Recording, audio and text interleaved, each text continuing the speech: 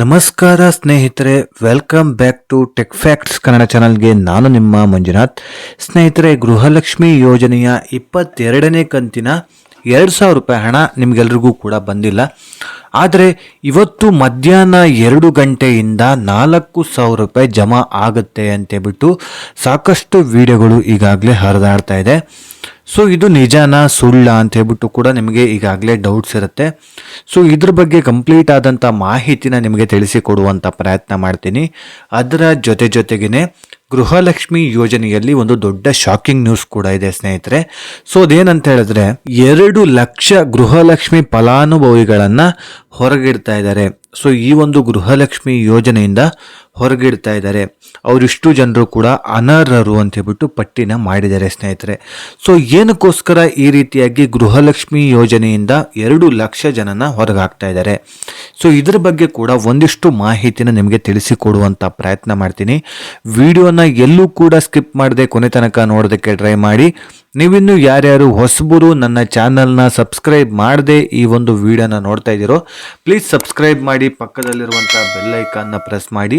ಸ್ನೇಹಿತರೆ, ನೀವು ಸಬ್ಸ್ಕ್ರೈಬ್ ಮಾಡಿ ನನಗೆ ಸಪೋರ್ಟ್ ಮಾಡೋದ್ರಿಂದ ಇದೇ ರೀತಿಯಾದಂಥ ಒಳ್ಳೊಳ್ಳೆ ಕಂಟೆಂಟ್ ಇರುವಂಥ ವಿಡಿಯೋನ ನಿಮ್ಮ ಮುಂದೆ ತರಲಿಕ್ಕೆ ನನಗೆ ಪ್ರೋತ್ಸಾಹ ಸಿಗುತ್ತೆ ಅಂತ ಹೇಳ್ತಾ, ಈ ಒಂದು ವಿಡಿಯೋ ನಿಮಗೆ ಇಷ್ಟ ಆಗ್ತಾ ಇದ್ದರೆ ಲೈಕ್ ಮಾಡಿ, ಸಾಧ್ಯವಾದಷ್ಟು ನಿಮ್ಮ ಸ್ನೇಹಿತರಿಗೆ ಈ ವಿಡಿಯೋನ ಶೇರ್ ಮಾಡಿ, ಅವರಿಗೂ ಕೂಡ ಈ ವಿಡಿಯೋದಿಂದ ಒಂದಿಷ್ಟು ಉಪಯೋಗನ ಪಡ್ಕೊಳ್ಳಿ ಅಂತ ಹೇಳ್ತಾ ವಿಡಿಯೋನ ಶುರು ಮಾಡೋಣ ಬನ್ನಿ. ಹೌದು ಸ್ನೇಹಿತರೆ, ಈಗಾಗಲೇ ಗೃಹಲಕ್ಷ್ಮಿ ಯೋಜನೆಯ 22ನೇ ಕಂತಿನ ಹಣ ನಿಮ್ಗೆಲ್ರಿಗೂ ಕೂಡ ಜಮಾ ಆಗಿಲ್ಲ.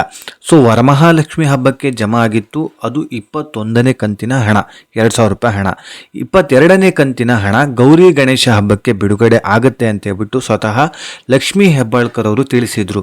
ಆದರೆ ಜಮಾ ಆಯ್ತಾ? ಇಲ್ಲ. ಗೌರಿ ಗಣೇಶ ಹಬ್ಬನೂ ಕಳೀತು, ಆ ಒಂದು ತಿಂಗಳು ಕೂಡ ಕಳೀತು. ಆಗಸ್ಟ್ ತಿಂಗಳು ಆಗಿ ಈಗ ಸೆಪ್ಟೆಂಬರ್ ತಿಂಗಳು ಬಂದರೂ ಕೂಡ ಇನ್ನೂ ನಮಗೆ 2,000 ರೂಪಾಯಿ ಹಣನೇ ಬಂದಿಲ್ಲ.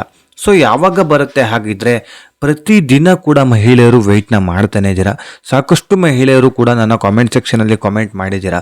ಸೊ ಸರ್, ಯಾವಾಗ ಹಣ ಬಿಡುಗಡೆ ಆಗುತ್ತೆ ತಿಳಿಸಿ, ದಯವಿಟ್ಟು ತಿಳಿಸಿ ಅಂತ ಹೇಳ್ಬಿಟ್ಟು ಹೇಳ್ತಾನೆ ಇದ್ದಾರೆ. ಜೊತೆಗೆ ಸಾಕಷ್ಟು ಕಂತಿನ ಹಣ ಈಗಾಗಲೇ ನಮಗೆ ಇನ್ನೂ ಕೂಡ ಬಂದಿಲ್ಲ ಅಂತ ಕೂಡ ಕಾಮೆಂಟ್ ಸೆಕ್ಷನಲ್ಲಿ ಕಾಮೆಂಟ್ ಮಾಡಿದ್ದೀರಾ.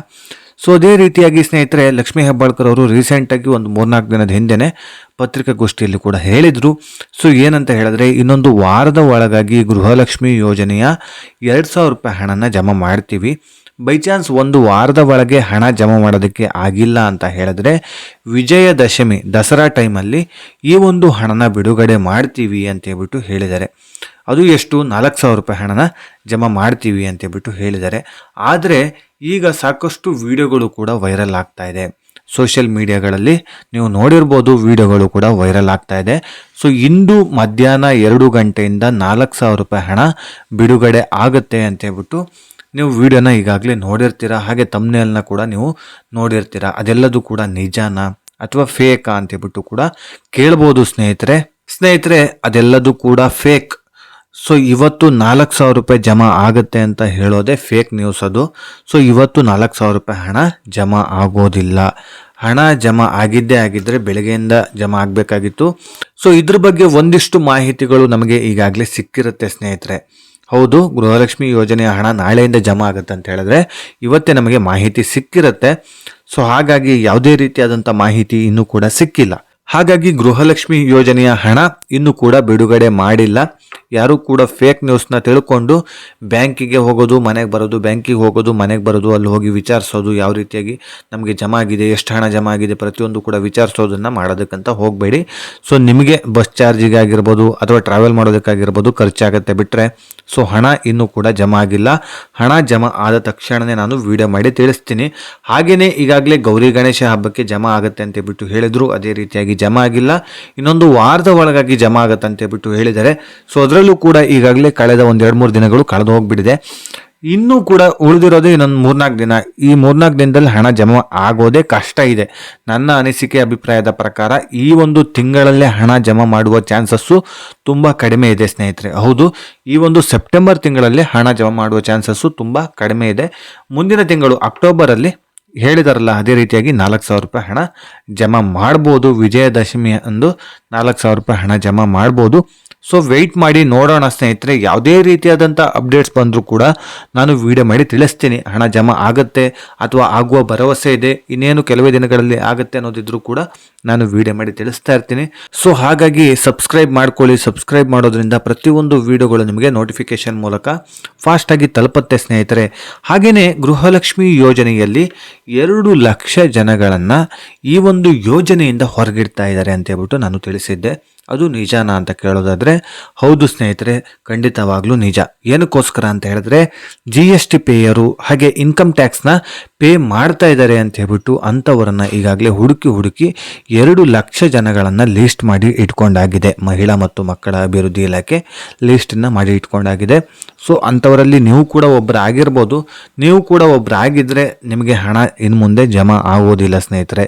22 ಆಗಿರ್ಬೋದು, 23 ಆಗಿರ್ಬೋದು, ಯಾವುದೇ ಕಂತಿನ ಹಣ ನಿಮಗೆ ಜಮಾ ಆಗೋದಿಲ್ಲ.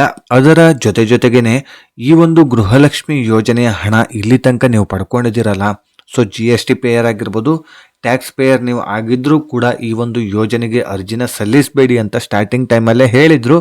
ಆದರೂ ಕೂಡ ಅರ್ಜಿನ ಸಲ್ಲಿಸಿ ಹಣನ ನೀವು ಪಡ್ಕೊಂಡಿದ್ದೇ ಹೌದಾಗಿದ್ದರೆ ನಿಮಗೆ ದಂಡದ ಜೊತೆಗೆ ಶಿಕ್ಷೆ ಕೂಡ ವಿಧಿಸಲಾಗುತ್ತೆ ಅಂತ ಹೇಳ್ಬಿಟ್ಟು ಸರ್ಕಾರದ ಕಡೆಯಿಂದ ಮಾಹಿತಿ ಬರ್ತಾ ಇದೆ.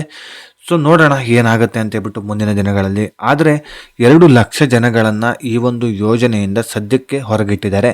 ಸೊ ಅಂಥವರಿಗೆ ಇನ್ನು ಮುಂದೆ ಗೃಹಲಕ್ಷ್ಮಿ ಯೋಜನೆಯ ಯಾವುದೇ ರೀತಿಯಾದಂಥ ಹಣಗಳು ಬರೋದಿಲ್ಲ ಸ್ನೇಹಿತರೆ. ಹೌದು, ಇದಂತೂ ಖಂಡಿತವಾಗ್ಲೂ ಸತ್ಯ. ಸೊ ಇದಿಷ್ಟು ಗೃಹಲಕ್ಷ್ಮಿ ಯೋಜನೆ ಬಗ್ಗೆ ಒಂದಿಷ್ಟು ಮಾಹಿತಿನ ನಿಮಗೆ ತಿಳಿಸಿಕೊಡುವಂಥ ಪ್ರಯತ್ನ ಮಾಡಿದ್ದೀನಿ. ಈ ವಿಡಿಯೋದಲ್ಲಿ ಯಾವುದೇ ರೀತಿಯಾದಂಥ ಡೌಟ್ಸ್ ಇದ್ದರೂ ಕೂಡ ನನ್ನ ಕಾಮೆಂಟ್ ಸೆಕ್ಷನಲ್ಲಿ ಕಾಮೆಂಟ್ ಮಾಡಿ, ನಾನು ಅದಕ್ಕೆ ರಿಪ್ಲೈ ಮಾಡೋದಕ್ಕೆ ಟ್ರೈ ಮಾಡ್ತೀನಿ. ಬೈ ಚಾನ್ಸ್ ರಿಪ್ಲೈ ಮಾಡೋದಕ್ಕೆ ಆಗಿಲ್ಲ ಅಂತ ಹೇಳಿದ್ರೆ ನೆಕ್ಸ್ಟ್ ವಿಡಿಯೋದಲ್ಲಿ ಅದ್ರ ಬಗ್ಗೆ ವಿಡಿಯೋ ಮಾಡಿ ನಿಮಗೆ ತಿಳಿಸಿಕೊಡುವಂಥ ಪ್ರಯತ್ನ ಮಾಡ್ತೀನಿ ಅಂತ ಹೇಳ್ತಾ, ಇದೇ ರೀತಿ ಇನ್ಫಾರ್ಮೇಟಿವ್ ವಿಡಿಯೋ ಒಂದಿಗೆ ನಾನು ಮುಂದಿನ ವಿಡಿಯೋದಲ್ಲಿ ಸಿಗ್ತೀನಿ. ಅಲ್ಲಿಯವರೆಗೂ ಧನ್ಯವಾದಗಳು.